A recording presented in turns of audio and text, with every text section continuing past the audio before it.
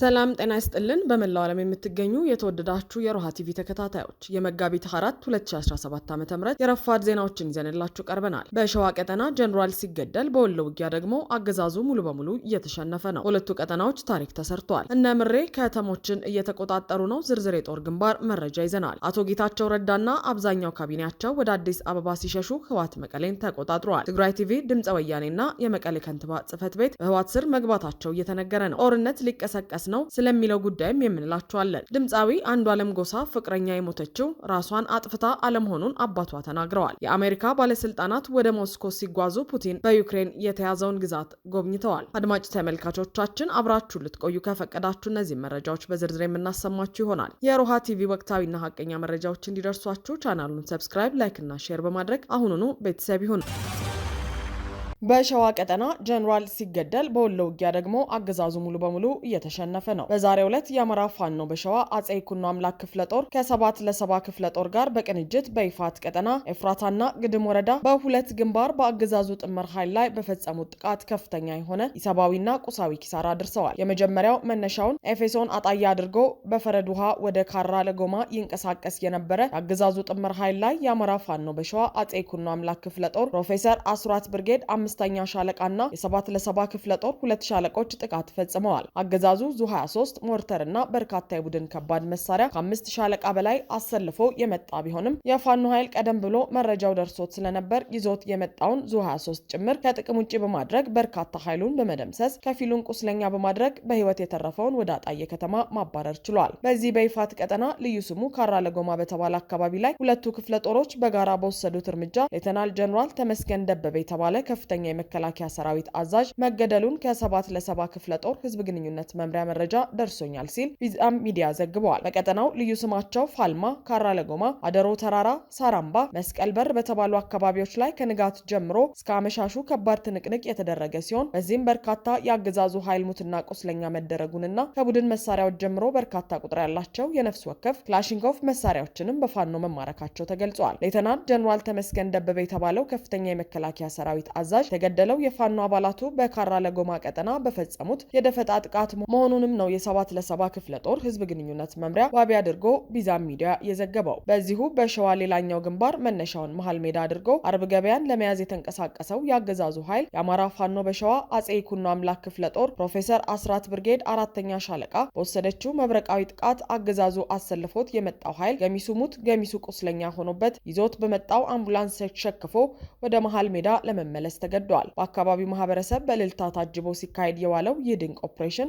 በአማራ ፋኖ አሸናፊነት ተደምድመዋል። በሌላ በኩል በምዕራብ ወሎ ኮር መብረቅ ክፍለ ጦር አሳምነው ብርጌድ የአገዛዙ ጦር ትናንት መጋቢት 3 2017 ዓ.ም በወግዲ ወረዳ ከባድ ማጥቃት በማሰብ ከፍተኛ ቁጥር ያለው ሰራዊት በዞኑ ካሉ ወረዳዎች ሰብስቦ በወግዲ ወረዳ ላይ ዘመቻ አስቦ ነበር። ዙ23 በመያዝ በማከፍታ ሰኮሩ 7 መኪና ሰራዊት በጎረንጅ 13 መኪና ሰራዊት ጭኖ ከሌሊት ጀምሮ ለከበባ እንቅስቃሴ ቢያደርግም ፋኖ ከባድ ትንቅንቅ በማድረግ በርካታውን ኃይል ሙትና ቁስለኛ አድርገዋል። በደቡብ ወሎ ዞን መቅደላ ወረዳ ውስጥ የሚንቀሳቀሰው የአማራ ፋኖ በወሎ ምዕራብ ወሎ ኮር አማራ ሳይንት መቅደላ ክፍለ ጦር መስከረም አበራ ብርጌድ ትናንት መጋቢት 2 2017 ዓ.ም አመሻሽ ጀምሮ በሰራው ድንገተኛ ኦፕሬሽን በጠላት ላይ ከፍተኛ ሰብአዊና ቁሳዊ ጉዳት ማድረሱ ታውቋል። ይህ በእንዲህ እንዳለ ትናንት ማምሻውን በወሎ ጊራና ወረባቦ ቃሊም፣ ሲልኮ፣ ገንፎ ጨፌ፣ ውርጌሳ በአማራ ፋኖ በወሎ ቤተ አማራ የፋኖ ኃይል ቁጥጥር ስር ገብተዋል። ቀን ላይ የአገዛዙን ወታደራዊ ካምፕ በመቆጣጠር ሲሪንቃ ከተማን መቆጣጠራቸው ይታወቃል። አገዛዙ ሰሜን ወሎ ዞን ወልዲያ ከተማ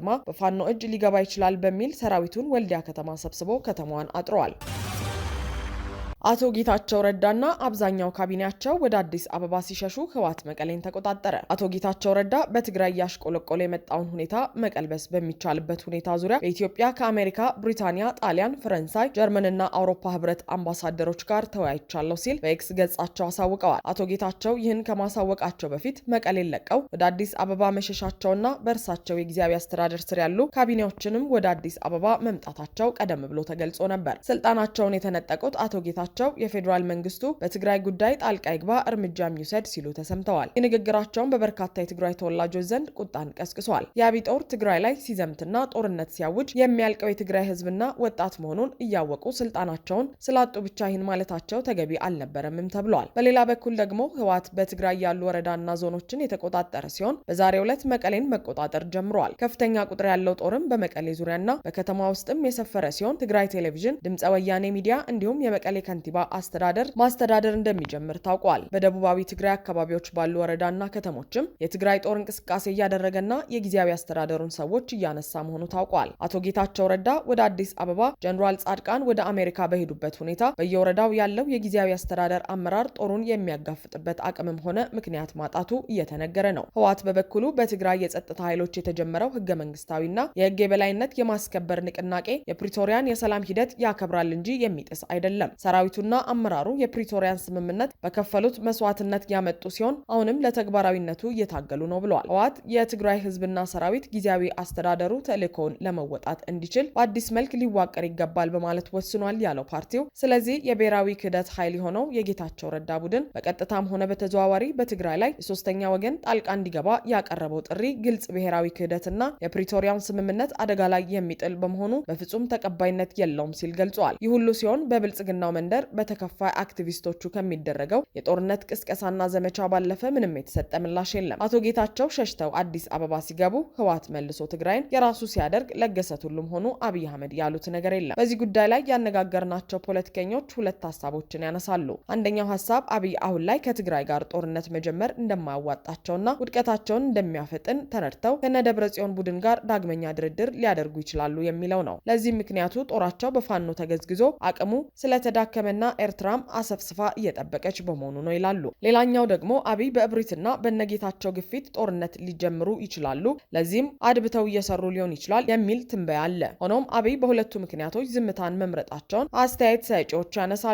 በሌላ በኩል ደግሞ በአፋር መስመር አሁንም ወደ ትግራይ አቅራቢያ ታንክና ሌሎች መካናይዝድ መሳሪያዎች እየተጠጉ ነው። ይህም አብይ የጌታቸውን ጥሪ ተቀብለውና በነጌታቸው ስሌት ህወሓት የትግራይን ህዝብ ድጋፍ አጥቷል በሚል ስሌት የጦርነቱ ሀሳብ ላይ ሊያዘነብል እንደሚችል ማሳያ ነው።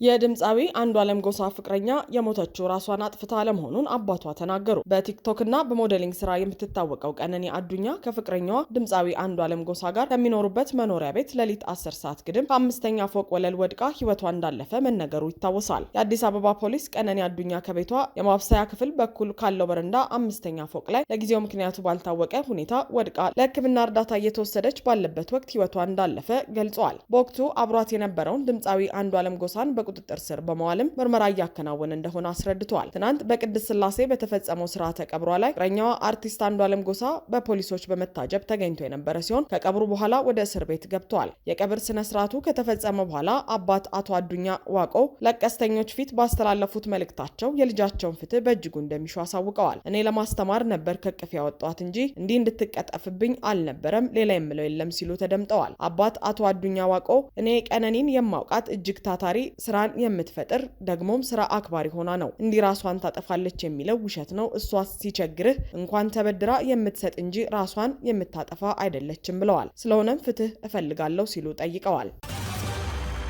የአሜሪካ ባለስልጣናት ወደ ሞስኮ ሲጓዙ ፑቲን በዩክሬን የተያዘውን ግዛት ጎበኙ። የአሜሪካ ባለስልጣናት በዩክሬንና ሩሲያ መካከል ሊደረግ ስለሚችል የተኩስ አቁም ስምምነት ንግግር ለማድረግ ወደ ሞስኮ ማቅናታቸውን ፕሬዚዳንት ዶናልድ ትራምፕ ተናግረዋል። የቡድኑ ወደ ሩሲያ የመጓዝ ዜና የተሰማው በሳውዲ አረቢያ በተደረገው የአሜሪካና ዩክሬን ባለስልጣናት ስብሰባ ላይ የኪየቭ ባለስልጣናት ለ30 ቀናት ተኩስ አቁም ለማድረግ መስማማታቸው ከተነገረ በኋላ ነው። ከዚህ ጉዞ አስቀድሞ የአሜሪካው የውጭ ጉዳይ ሚኒስትር ማርኮ ሮቢዮ በእውነቱ ኳሱ እጃቸው በሩሲያ ሜዳ ነው ብለው ነበር። አሜሪካ ይህንን ጦርነት ለመቋጨት ብቸኛው መንገድ የሰላም ስምምነት እንደሆነ እንደምታምንም ተናግረዋል። የአሜሪካው ቡድን የተጓዘው የሩሲያውን ፕሬዝዳንት ቭላዲሚር ፑቲን ኩርስክ የተባለውን ግዛት እየጎበኙ መሆኑን ክሬምሊን ባስታወቀበት ጊዜ ነው። የአየርላንዱን ጠቅላይ ሚኒስትር ማይክል ማርቲንን በቤተ መንግስታቸው በተቀበሉበት ወቅት የተኩስ አቁሙን በተመለከተ በጎ መልእክት መቀበላቸውን ገልጸዋል። በጎ መልእክት ግን ምንም ነው ያሉት ትራምፕ ይህ በጣም ከባድ ሁኔታ ነው ሲሉ ተደምጠዋል። ፕሬዝዳንት ትራምፕ የትኛዎቹ የአሜሪካ ባለስልጣናት ወደ ሞስኮ እንደተጓዙ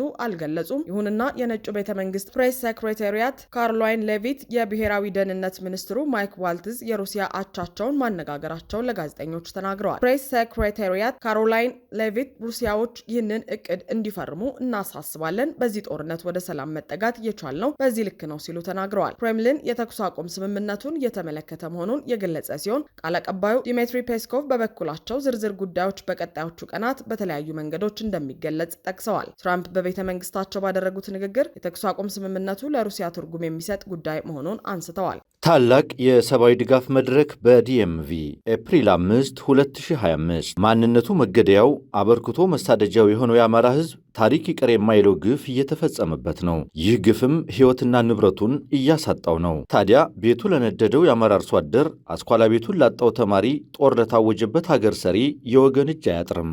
ትናንት አርሶ ያበላን ገበሬ ሰብሉ በከባድ መሳሪያ ወድሟልና ዛሬን እንዲሻገር የእኛን ድጋፍ ይፈልጋል። በመሆኑም በዋሽንግተን ዲሲና አካባቢው ታላቅ የገቢ ማሰባሰቢያ ዝግጅት ተሰናድቷል። በመርሃ ግብሩ በጦርነቱ ለተጎዱ ወገኖች ከገቢ ማሰባሰብ ጎን ለጎን በወቅታዊ የአማራ ትግል አካሄድ ላይ ውይይት ይካሄዳል። የጊዜያዊ የሀብት አሰባሳቢ ኮሚቴው የማጠቃለያ ዝግጅቱን ያቀርባል። የፋኖ መሪዎችም ከመሬት ላይ ሐሳባቸውን ይዘው ይገኛሉ።